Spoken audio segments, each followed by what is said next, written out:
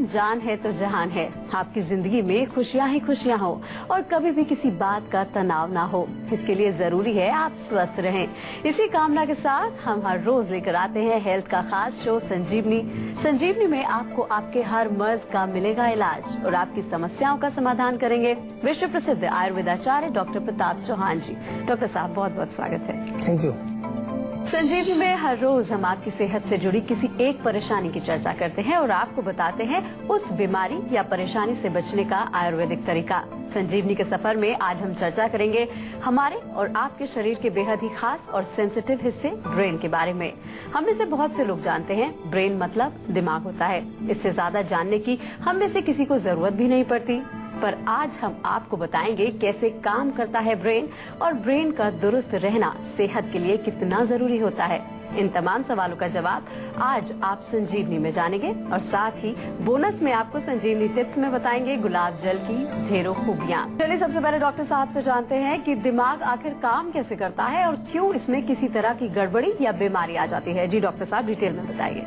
देखिए, दिमाग यानी कि हमारा ब्रेन, मस्तिष्क बहुत ही एक अहम हिस्सा है हमारे शरीर का और एक तरह से कहें तो पूरा एक हेडक्वार्टर है। जितना भी हमारा शरीर में जो फंक्शंस चल रहे हैं, चाहे वो फिजिकल फंक्शन है या नर्वस सिस्टम से संबंधित जो कार्य चल रहे हैं या हमारे हार्मोनल जो सिस्टम्स हैं, एंडोक्राइनल सिस्टम है, उसका भी कंट्रोल हमारे दिमाग में, जो हाइपोथैलेमस एरिया है दिमाग में, वहीं पर उसका मेन सेंटर उसका होता है। तो ब्रेन अगर हमारा स्वस्थ रहेगा तो हमारे शरीर के सभी जो है कार्य ठीक चलते हैं। लेकिन ब्रेन में अगर किसी प्रकार की गड़बड़ी आ जाए, कई बार आपने देखा होगा कि लोगों को पैरालिसिस आ जाता है। हालांकि उनकी मांसपेशियां सही हैं, उनकी हड्डियां सही हैं, उनके शरीर में सब चीज ठीक है, लेकिन क्योंकि मस्तिष्क का कोई हिस्सा डैमेज हो गया है, किसी हिस्से में क्लॉट आ गया है, उसकी वजह से आपका हाथ और पैर बिल्कुल काम ही नहीं करता है। इसी प्रकार से जो है हमारी जो इंद्रियां हैं, केवल शरीर नहीं, हमारी जो इंद्रियां हैं, हमारी आंख, नाक, जीभ, कान, जो हमारा देखने का काम है, सुनने का काम है, सूंघने का काम है, टेस्ट का जो काम है, इसके भी जो सेंटर्स हैं वो हमारे मस्तिष्क में होते हैं। कभी कभार आपने देखा होगा, डॉक्टर लोग आपको बोलते हैं कि आपकी जो है नस सूख गई है,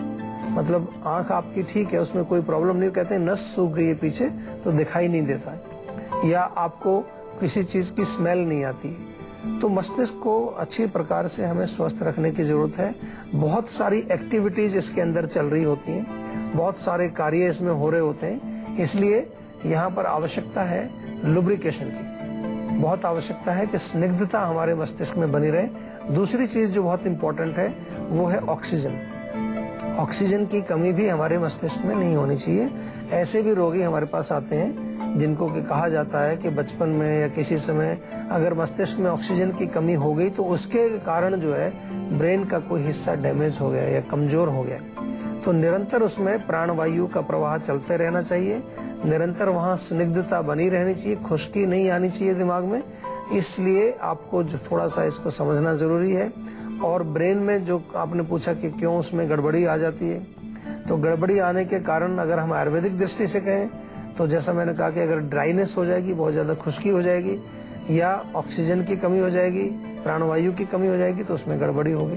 थोड़ा सा और हम इसको गहराई से समझने की कोशिश करें, जो मानसिक विकार हमारे जो कहे जाते हैं वो भी ब्रेन के ही किसी फंक्शन की कमी की वजह से होता है। आपने सुना होगा आजकल कई लोगों को पागलपन हो जाता है, कई लोगों को डिप्रेशन हो जाता है, किसी को बहुत एंजाइटी हो जाती है, ये भी ब्रेन से संबंधित ही रोग है। लेकिन आयुर्वेद में इनको थोड़ा सा मन के साथ हम जोड़ते हैं। मन जो है वो ऐसी एक शक्ति कहिए, ऐसी हमारे शरीर का एक हिस्सा है कि जो निरंतर सोचने का काम करता है, चिंतन का कार्य करता है। और मन का जो कार्य क्षेत्र है वो मस्तिष्क है। तो मन जब हमारा दुखी होता है, दूषित होता है या विकृत होता है, तो भी कहीं ना कहीं कार्य क्षेत्र यानी कि ब्रेन में कोई प्रॉब्लम आती है, जिसको कि हम अपनी भाषा में कई बार कहते हैं कि तमोगुण और रजोगुण की वृद्धि होती है। यहाँ तक भी आपने देखा होगा कि अगर मन हमारा या हमारा माइंड, जब ब्रेन कहें जिसको, वो नेगेटिव जब सोचने लगता है तो उसके कारण भी बहुत सारे रोग आ जाते हैं। मानसिक तनाव यानी कि टेंशन अगर आपके दिमाग में है तो उसके कारण भी आपको बहुत सारे रोग आते हैं। तो थोड़ा सा इसको बहुत गंभीरता से आपको समझना चाहिए, क्योंकि ब्रेन ही हमारा पूरे सिस्टम का एक मेन हेडक्वार्टर है और उसको जो है स्वस्थ रखना हमारा बहुत एक परम कर्तव्य है। क्योंकि अगर ब्रेन हमारा जो ठीक नहीं है तो फिजिकल बॉडी हमारी इंद्रियां और यहाँ तक कि जो हमारा मन है उसको भी हम कहेंगे कि विकृत हो गया। बिल्कुल, ब्रेन से जुड़ी चर्चा हम आगे भी जारी रखेंगे, लेकिन यहाँ पर एक कॉलर हमारे साथ जुड़ गए हैं। रोहित हैं जम्मू से। जी, आप अपना सवाल कर सकते हैं। हेलो, हाँ जी सर, मेरे ना बैठे बैठे टांगों में ना दर्द होने लग जाता है और सुन सी हो जाती है उसके थोड़ी देर बाद। अच्छा, देखिए, इसमें कई बार ऐसा होता है कि बैठे जब आप रहते हैं तो खून का जो सर्कुलेशन है, ब्लड सर्कुलेशन, वो स्लो हो जाता है। कई लोगों को ये प्रॉब्लम होती है। हमारे यहाँ वात का इसको रोग मानते हैं, वात के कारण, यानी कि जो वात है जो शरीर में हर प्रकार की मूवमेंट को जो कराती है, खून को भी वो चलाती है। तो वात जब विकृत होती है तो आपके ब्लड सर्कुलेशन में प्रॉब्लम आती है। तो उसमें पैर आपके उनमें सुन्नपन आ सकता है, पैर ठंडे हो सकते हैं, पैरों में दर्द हो सकता है। तो सिंपल सी चीज है कि थोड़ा सा गर्म उनको रखें आप। गर्म रखने का तरीका बहुत अच्छा है कि एक तो तेल की मालिश उसमें की जाए, तिल के तेल की मालिश जो हम बताते हैं। दूसरा, गर्म पानी में भी अपने पैरों को आप शाम के समय या सुबह थोड़ा सा रख सकते हैं 10-5 मिनट के लिए। उससे भी वहाँ पर वायु का शमन होगा, सर्कुलेशन आपका अच्छा होगा। और इसके अतिरिक्त यदि कोई और कारण है तो उसका परीक्षण कराना भी बहुत जरूरी है, क्योंकि सुन्नपन होना कई बीमारियों के लक्षण भी हो सकते हैं। आज मस्तिष्क की बात कर रहे हैं, ब्रेन की बात कर रहे हैं, तो हो सकता है कि जो ब्रेन से नसें निकलती हैं स्पाइनल कॉर्ड के थ्रू आपके पैरों में जो जा रही हैं, उन नर्व्स में, उन नसों में कमजोरी आ गई है, उनमें कुछ खुश्की आ गई है, उनमें ड्राइनेस आ गई है। ऐसा भी हो सकता है कि आपके मस्तिष्क का कोई हिस्सा या स्पाइनल कॉर्ड का, कमर का हिस्सा जो हमारी रीढ़ की हड्डी के अंदर स्पाइनल कॉर्ड होती है, हो सकता है वहां पर कोई नस दबी हुई है, उसमें कोई प्रॉब्लम, उसकी वजह से भी पैर सुन्न हो सकते हैं, उनमें दर्द भी हो सकता है। तो काफी कारण इसके होते हैं, उसको समझना भी बहुत जरूरी है। लेकिन आपको निवारण जो मैंने एक सिंपल बताया वो आप शुरू कर सकते हैं, लेकिन रोग को परमानेंटली ठीक करने के लिए आपको एक प्रॉपर कंसल्टेशन, प्रॉपर परीक्षण, निरीक्षण बहुत जरूरी है। आजकल मैं देखता हूँ लोग बड़े लापरवाह रहते हैं अपने स्वास्थ्य के प्रति। छोटी छोटी सी चीजों को भी हम जो है नजरअंदाज करते हैं, और वो चीजें, छोटी छोटी चीजें एक दिन बड़ा रूप ले लेती हैं, बड़ी बीमारी में वो परिवर्तित हो जाती हैं। फिर जो है बहुत मुश्किल हो जाता है उस रोग को ठीक करना। तो चलिए हम चर्चा को आगे बढ़ाते हैं और एक बार फिर से दर्शकों को बता देते हैं कि आज हम बात कर रहे हैं ब्रेन की। डॉक्टर साहब, अगर ब्रेन से जुड़ी समस्या की बात करें तो मुझे सिर्फ एक ही समस्या याद आती है, वो होती है याददाश्त की कमी हो जाती है।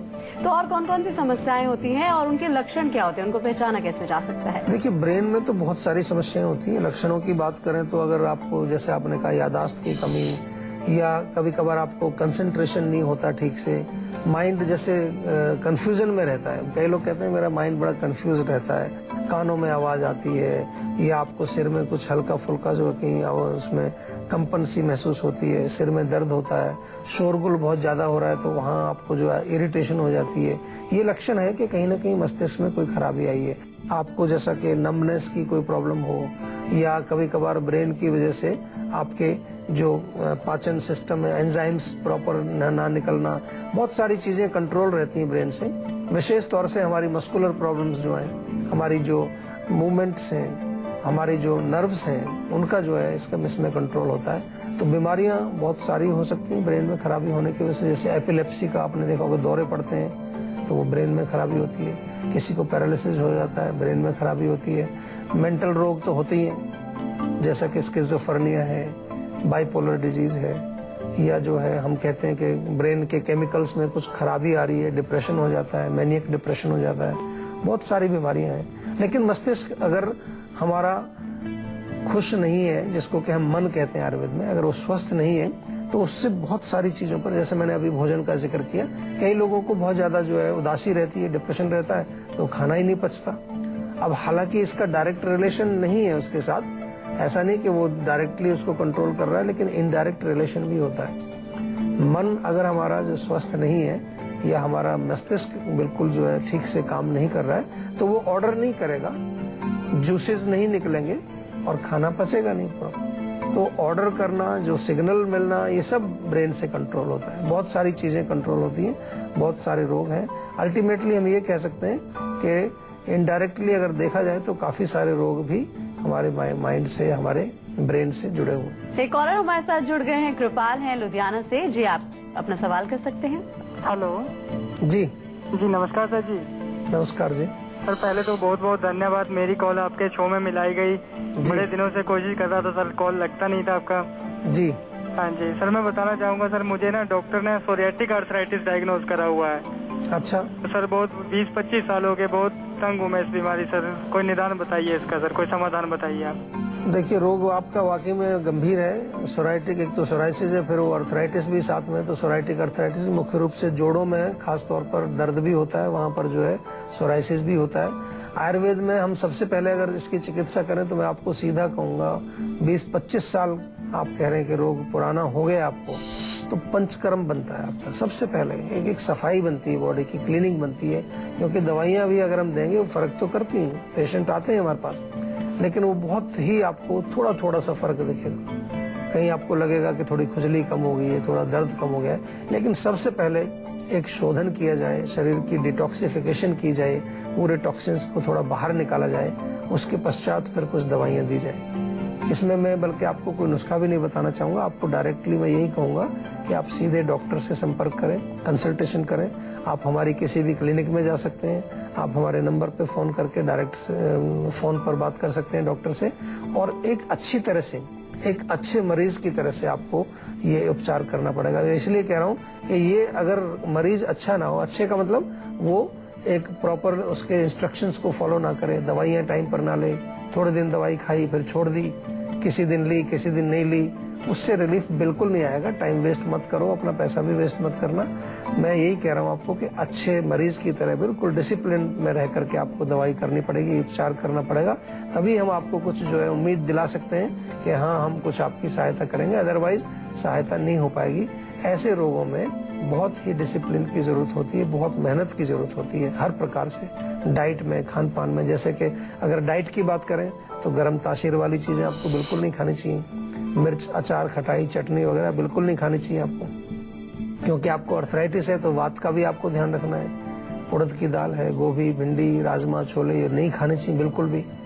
तो अगर आप ये चीजें खा रहे हैं तो फिर आपका रोग ठीक नहीं होगा, क्योंकि आप दोषों को बढ़ा रहे हैं, पित्त को भी बढ़ा रहे हैं और वात को भी बढ़ा रहे हैं, और दोनों ही इसके मूल कारण समझे जाते हैं। तो थोड़ा सा इस पर ध्यान दीजिए और इसका प्रॉपर उपचार आप कराइए। और चलिए अब बात कर लेते हैं आज की संजीवनी की, जिसमें डॉक्टर साहब आपको बताएंगे दिमाग को दुरुस्त रखने के कारगर आयुर्वेदिक नुस्खे। जी डॉक्टर साहब, क्या है आज की संजीवनी? देखिए, जैसा मैंने कहा कि सबसे बढ़िया चीज है तरावट। अगर मस्तिष्क आपका तर रहेगा तो उसके लिए आप मालिश करिए सिर में, बहुत बढ़िया है। नाक में बादाम का तेल डालिए, वो भी कहीं ना कहीं जाकर के आपके मस्तिष्क को तर करता है। और खान पान, अगर आपका पाचन अच्छा है तो आप जो है शुद्ध घी खाइए, घर का बना मक्खन खाइए, दूध पीजिए, ये सब तरावट वाली चीजें हैं, स्निग्ध चीजें हैं, लुब्रिकेशन करती हैं बॉडी के अंदर। प्राणवायु का हमने जिक्र किया, प्राणवायु यानी कि प्राणायाम कीजिए आप, थोड़ा सा माइंड को डीप ब्रीदिंग आप करिए नियमित रूप से, उससे मस्तिष्क में ऑक्सीजन आपकी जाएगी तो भी मस्तिष्क आपका स्वस्थ रहेगा। जड़ी बूटियों में अगर देखें तो शंखपुष्पी, ब्राह्मी का जिक्र हम करते हैं, इनका सेवन आप कर सकते हैं। इनकी टैबलेट्स बनी बनाई भी मिल जाती हैं, इसके चूर्ण भी आप बना करके ले सकते हैं। इसके अतिरिक्त ड्राई फ्रूट्स हैं, बादाम बहुत अच्छा है, अखरोट बहुत अच्छा है, किशमिश बहुत अच्छी है, इनको भिगो करके इनका सेवन दूध के साथ आप कर सकते हैं। तो ये थोड़ा सा करिए। तो चलिए अब डॉक्टर साहब से जान लेते हैं कि आपको ब्रेन से जुड़ी कोई बीमारी ना हो, इसके लिए क्या कुछ सावधानियां बरत सकते हैं? सावधानियां इसमें यही है कि एक तो खान पान पर ध्यान देना चाहिए आपको। आजकल लोग जो है बहुत सारा जंक फूड खाते हैं, ऐसी चीजें खाते हैं जिसमें ब्रेन के लिए कोई पौष्टिक चीज नहीं है, नरिशमेंट नहीं है। आपने आजकल सुना होगा, बहुत प्रचार आजकल चल रहा है omega fatty acids, omega 3, omega 6, तो ये ब्रेन के लिए हमारे बहुत अच्छे हैं, नर्वस सिस्टम के लिए बहुत अच्छे हैं। हम उसको, अगर हम कहते हैं, हमारे यहाँ तो प्रारंभ से ही जो आयुर्वेद में कहा जाता है घी का सेवन करिए, बादाम वगैरह खाइए, अखरोट खाइए, इससे आपको ये चीजें मिलती हैं। और दूसरी चीज जो है, भोजन के साथ साथ बहुत इम्पोर्टेंट है कि आपको नींद प्रॉपर आनी चाहिए। नींद से भी आपका मस्तिष्क जो है वो स्वस्थ होता है, क्योंकि जब आप सोते हैं तो आपके ब्रेन को रेस्ट मिलता है और रेस्ट से उसको शक्ति मिलती है। तो कम से कम 6 घंटे की नींद आपकी डीप स्लीप होनी चाहिए। और इसके अतिरिक्त जो है, जैसा मैंने कहा कि सिर की मालिश जरूर करनी चाहिए। बात कर लेते हैं संजीवनी टिप्स की, जिसमें डॉक्टर साहब आपको बताएंगे गुलाब जल की ढेरों खूबियां। तो डॉक्टर साहब जल्दी से बता दीजिए डॉक्टर टिप्स। देखिए, गुलाब जल शीतल है, ठंडा होता है, और खास तौर पर कई बार हम नुस्खों में बताते हैं कि आंखों के लिए बहुत अच्छा है। आंखों में अगर जलन होती है, आपको खुजली होती है, आंख लाल रहती है, तो आप गुलाब जल डालिए, उसमें बहुत बढ़िया है। और आंख को आयुर्वेद में पित्त का स्थान माना गया है, तो वैसे भी जो नॉर्मली जो आपकी आंख अगर उसको स्वस्थ रखना चाहते हैं तो भी गुलाब जल उसमें डाल सकते हैं। खास तौर पर अगर आप कंप्यूटर पर काम करते हैं, लंबे समय तक आपको जो है कंप्यूटर की स्क्रीन को देखना पड़ता है, तो गुलाब जल का प्रयोग अवश्य करिए।